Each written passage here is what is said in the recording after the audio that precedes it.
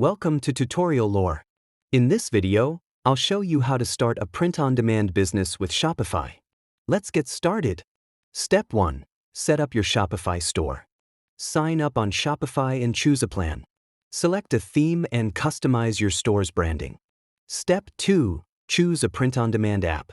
Install a pod app like Printful, Printify, or SPOD from the Shopify App Store.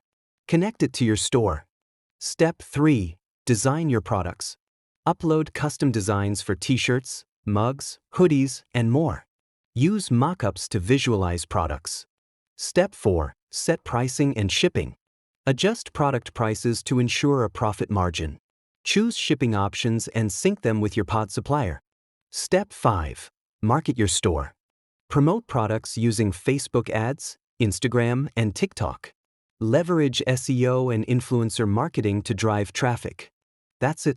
Now you know how to start a print-on-demand business with Shopify.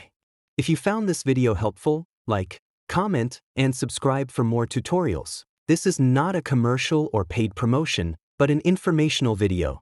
I do not intend to violate any copyright restrictions.